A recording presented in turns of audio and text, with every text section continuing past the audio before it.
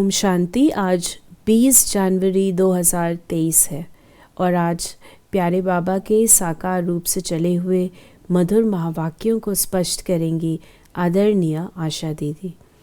ओम शांति दीदी। ओम शांति। बाबा ने कहा, मीठे बच्चे, तुम पीस स्थापन करने के निमित्त हो, इसलिए बहुत बहुत पीस में रहना है। बुद्धि में रहे कि हम बाप के अडॉप्टेड बच्चे आपस में भाई बहन हैं। फिर आज बाबा ने हम सबसे प्रश्न पूछा है कि पूरा सरेंडर किसे कहेंगे, उनकी निशानी क्या होगी।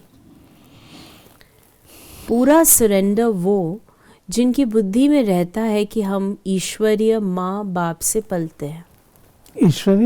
ईश्वरीय माँ बाप से पलते हैं। बाबा ने जो सार में कहा कि हम आपस में भाई भाई, तो परिवार की जो भाषा है वो तभी आती है जबकि माता पिता और भाई बहन। तो बाबा ने इसमें कहा कि मैं माता पिता परिवार और भाई भाई जो है वो आप आपस में स्पिरिचुअल ब्रदर एंड सिस्टर। तो बाबा ने कहा पूरा सरेंडर वो है जिनकी बुद्धि में सरेंडर कि हम जो ईश्वरीय माँ बाप से पलते हैं। ये है, हम किसी मनुष्य आत्मा से नहीं पलते हैं। कोई मनुष्य हमारा पालक नहीं है, हमारा पालना करने वाला स्वयं भगवान है जो हमारा माता पिता है। बाबा, ये सब कुछ आपका है, आप हमारी पालना करते हो। भल कोई नौकरी आदि करते हैं लेकिन बुद्धि से समझते हैं कि ये सब बाबा के लिए है। बाप को मदद करते रहते, उससे इतने बड़े यज्ञ की कारोबार चलती, सबकी पालना होती। ऐसे बच्चे भी अर्पण बुद्धि हुए। साथ साथ पद ऊंचा पाने के लिए पढ़ना और पढ़ाना भी है। शरीर निर्वाह अर्थ कर्म करते हुए बेहद के माता पिता को श्वासोश्वास याद करना है। बाबा ने बताया मेरे ऐसे बच्चे भी हैं जो जॉब में होते हैं, बिजनेस में होते हैं, परंतु उनकी बुद्धि में ये रहता है, समर्पित बुद्धि है, ये रहता है ये सब कुछ बाबा के प्रति है, बाबा का ही सब कुछ है।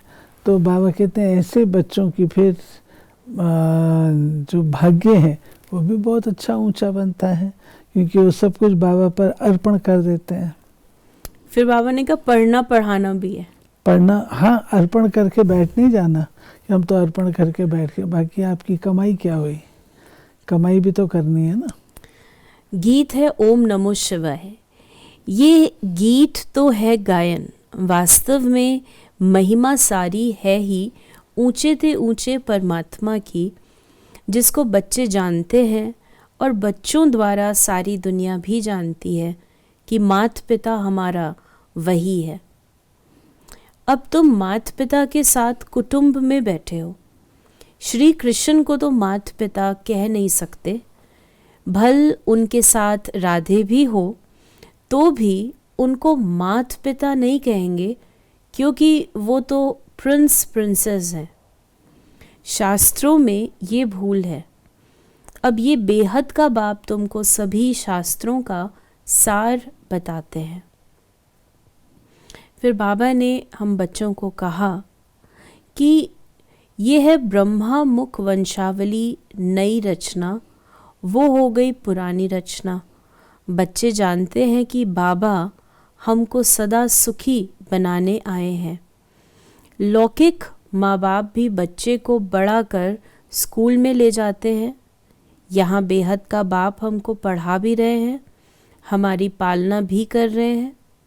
तुम बच्चों को अब एक के बिगर दूसरा कोई रहा ही नहीं। ये देखिए, बाबा ने परिवार की बात जो आरंभ में कही है, उसके बाद बाबा ने अर्पण महता की बात कही है, और अब बाबा कहते हैं पालना की बात बाबा ने कही है। तो बाबा कहते हैं तुम बच्चों की बुद्धि में सिवाय बाप के और कोई होना नहीं चाहिए, क्योंकि बाबा ही जो है वो पालक है, बाबा ही तुम्हारा संसार है। फिर तुम्हारी बुद्धि बाहर क्यों जानी चाहिए। हम सब आपस में भाई बहन हैं, दूसरा कोई हमारा संबंध नहीं है। तो भाई बहन को आपस में बहुत मीठा, रॉयल, पीसफुल, नॉलेजफुल, ब्लिसफुल बनना चाहिए। बहुत मीठा, रॉयल, पीसफुल, ब्लिसफुल, नॉलेजफुल, हर बात के पीछे राज है। नॉलेजफुल बनना चाहिए, अर्थात हम भाई बहन हैं, भाई बहन में हमारा रूहानी प्यार है। कितना रूहानी प्यार ना हो जाए जो कि हम एक दूसरे के बिना ना रह सके। तो नॉलेजफुल, पीसफुल, आपका भाई कुछ उल्टा पुल्टा करता है तो भी आपको शांति में रहना है। ब्लिसफुल, अपने आनंद में रहिए। मीठा और रॉयल, मीठा और रॉयल बनना है। न एक दूसरे के साथ व्यवहार कैसा हो। दीदी जब रॉयल बोलते हैं तो रॉयल का क्या मतलब हुआ इस संदर्भ में? रूहानियत की जो हाईएस्ट डिग्री है, रूहानियत की डिग्री इज रॉयल्टी। इसमें आपकी सोल कॉन्शियसनेस आ जाती है, इसमें आपकी बहुत श्रेष्ठ रूहानी शक्ति आ जाती है, डिविनिटी आ जाती है। क्योंकि कई बार रॉयल्टी को लोग बहुत अलग स्थूल रूप से ले लेते हैं। नहीं, बाबा दूसरे शब्दों में कहते हैं सोल कॉन्शियसनेस की हाईएस्ट परफेक्ट स्टेज। फिर बाबा ने हम बच्चों को कहा कि साथ साथ, बाबा ने अर्पण मेहता के साथ कहा कि साथ साथ शरीर निर्वाह कर्म भी करना है। ये दादा भी बुजुर्ग है, शिव बाबा को कभी बूढ़ा व जवान नहीं कहेंगे, वो है ही निराकार। ये भी तुम जानते हो कि हम आत्माओं को निराकार बाप ने अडॉप्ट किया है और फिर साकार में ये ब्रह्मा। अहम आत्मा कहती हैं हमने बाप को अपना बनाया है। फिर नीचे आओ तो कहेंगे हम भाई बहनों ने ब्रह्मा को अपना बनाया पूरा है। परिवार की श्रृंखला बाबा सुना रहे हैं, स्ट्रक्चर बता रहे हैं। शिव बाबा कहते हैं तुम ब्रह्मा द्वारा हमारे ब्रह्मा मुख वंशावली बने हो। तो ब्रह्मा भी कहते हैं तुम हमारे बच्चे बने हो। तुम ब्राह्मणों की बुद्धि में श्वासों श्वास यही चलेगा कि ये हमारा बाप है, वो हमारा दादा है। बाप से जास्ती दादे को याद करते हैं। फिर बाबा ने कहा कि देखो जब बाबा सम्मुख सुनाते हैं तो कितना खुशी का पारा चढ़ता है, बुद्धि को रिफ्रेश किया जाता है तो नशा चढ़ता है। फिर किसी किसी को वो नशा स्थायी रहता है, किसी किसी में कम हो जाता है। बेहद के बाप को याद करना है, 84 जन्मों को याद करना है और चक्रवर्ती राजाई को भी याद करना है। जो मानने वाले नहीं होंगे उनको याद नहीं रहेगी। फिर बाबा कहते हैं चक्र को याद करना क्यों ज़रूरी है, क्योंकि हम क्या थे और क्या हमको बनना है उसके लिए वर्तमान है। तो चक्र की नॉलेज होगी तो हम वो पुरुषार्थ करेंगे। बाबा ने कहा निराकार तो साकार सृष्टि का मालिक हो ना सके, वो है ब्रह्मांड का मालिक। वही आकर पतित दुनिया को पावन बनाते हैं, खुद पावन दुनिया का मालिक नहीं बनते। उनका मालिक तो लक्ष्मी नारायण बनते हैं और बनाने वाला है बाप। ये बड़ी गूढ़ बातें हैं समझने की।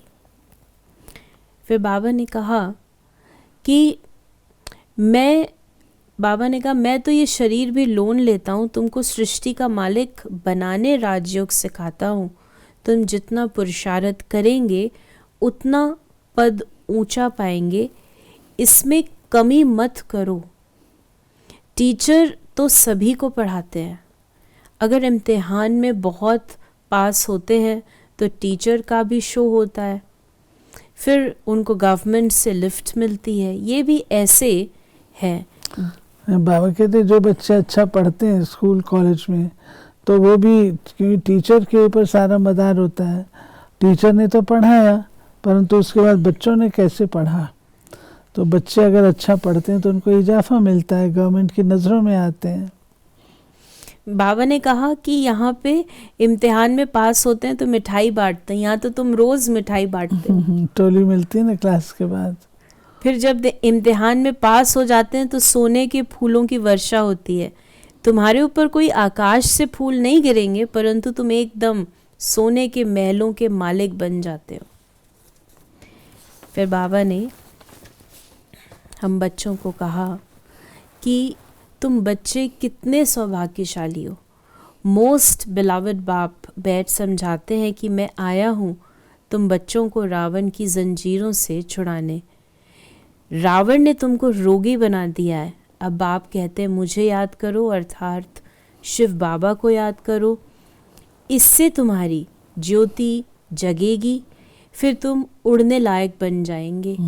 माया ने सबके पंख तोड़ डाले हैं। आज बाबा ने हमें वरदान दिया, रूहानियत के साथ रमणीकता में आने वाले मर्यादा पुरुषोत्तम भव। कई बच्चे हंसी मजाक बहुत करते हैं और उसे ही रमणीकता समझते हैं। वैसे रमणीकता का गुण अच्छा माना जाता है, लेकिन व्यक्ति, समय, संगठन, स्थान, वायुमंडल के प्रमाण रमणीकता अच्छी लगती है। यदि इन सब बातों में से एक बात भी ठीक नहीं तो रमणीकता भी व्यर्थ की लाइन में गिनी जाएगी और सर्टिफिकेट मिलेगा कि ये हंसाते बहुत अच्छा है लेकिन बोलते बहुत है। वो अच्छा नहीं लगता है ना, यानी टू मच बोलना, टू मच टॉन्ट की लैंग्वेज में बोलना, किसी को सताने के भाव से बोलना। तो बोलेंगे रमणीक रीति से, लेकिन होगा ये। इसलिए हंसी मजाक अच्छा है वो जिसमें रूहानियत हो और उस आत्मा का फ़ायदा हो, सीमा के अंदर बोल हो, तब कहेंगे मर्यादा पुरुषोत्तम।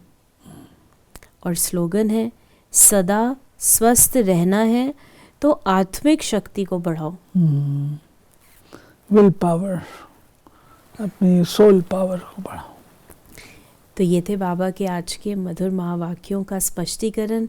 यदि आपके मन में कोई सवाल है तो उसे मैसेज या व्हाट्सएप करें 8826599309 पर, और आपके इन प्रश्नों का उत्तर हम प्रश्नोत्तरी कार्यक्रम में लेने का प्रयास अवश्य करेंगे। ओम शांति।